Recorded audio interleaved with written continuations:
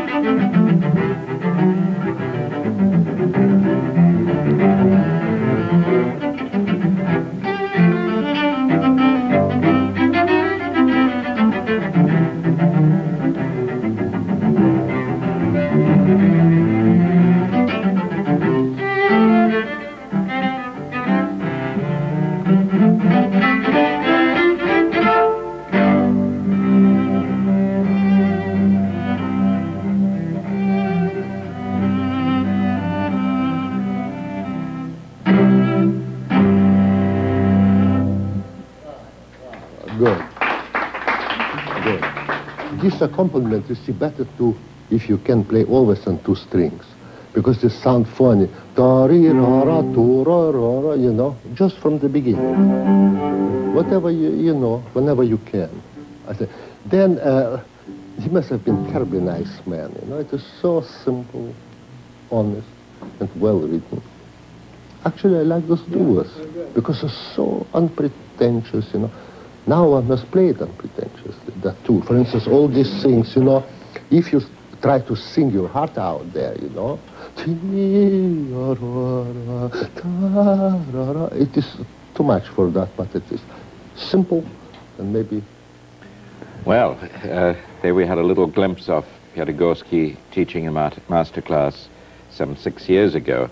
It was actually he who urged you to enter the Tchaikovsky competition in 1966, wasn't it? That's right. And then you were the youngest competitor of about 40? 40 some. And this year, you were full circle, the oldest competitor, That's right. a senior of competitions. Well, he spoke to me about 9 or 10 months before I went the first time, and he gave me this terrific goal to prepare for the Tchaikovsky contest. And musically speaking, the thing that was great about going to the Tchaikovsky contest the first time was preparing for it, because I had never been called upon to work in quite that way before. But preparing for concerto appearances and recitals surely is also pretty Yes, but the repertoire is so large for the Tchaikovsky that it meant preparing with the same intensity 10 works. I understand.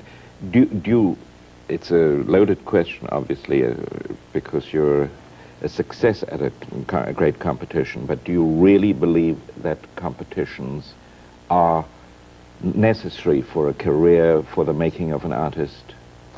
I don't think they're necessary, but if that platform exists and one is prepared to risk a lot, actually, by entering, they can be very useful. Like, I now have all kinds of opportunities which I didn't have before. You're speaking subjectively. What if you hadn't come anywhere near the top? How would you really feel dispassionately? Let me put it even a little bit more brutally.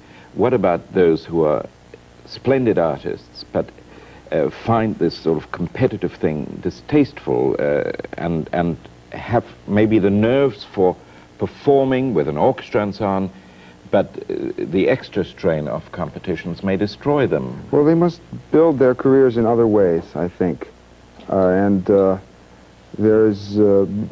I had the intention of going to the Tchaikovsky contest, I was thinking in terms of steady persistence, which would pay off, if not today, this year, next year, it would eventually.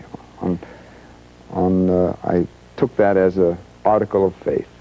Well, your persistence took you into all sorts of situations, playing in orchestras, playing in pop sessions in recording studios. What about that? Do you feel that helped you in some sort of way to steel your nerves or to make you sort of inured to the pressures? Well, popular music is a very large industry, and my experiences there just merely made me feel more generally and totally qualified as a well-rounded musician without specializing. Yeah. I could do it all. Now, you played, I think you appeared with the Los Angeles Philharmonic for the first time in '69 with Zubin Mehta. That's quite a long time ago. And you then became principal cellist with the Los Angeles Chamber Orchestra, Neville Mariner. That's where you met your wife, isn't it? Well, actually, I met her in the Piatigorsky class, but then she subsequently joined the chamber orchestra. And do you find a conflict with two cellists in the family, professional conflict at all? No, we practice in separate rooms. Soundproof? I hope so, yes. At least with one intervening room, preferably. There are works, of course, for two cellos. Do you ever do those in public? Well, we have played this Kumar duet together, and also we have been performing the Menotti suite for two cellos and piano. That was written for Piatigorsky in the first place. That's right. It was his 70th birthday gift from Menotti. You've sort of appropriated it a little bit, haven't you, in a way? Well, anything that a composer writes belongs to everybody, I think. But the Rosen family has maybe even more right to it through its relation to Piatigorsky. But I think it's time we had some more music. Is there something you want to play particularly? Yes, I want to play the Zappateado of Sarasate. Let's hear it.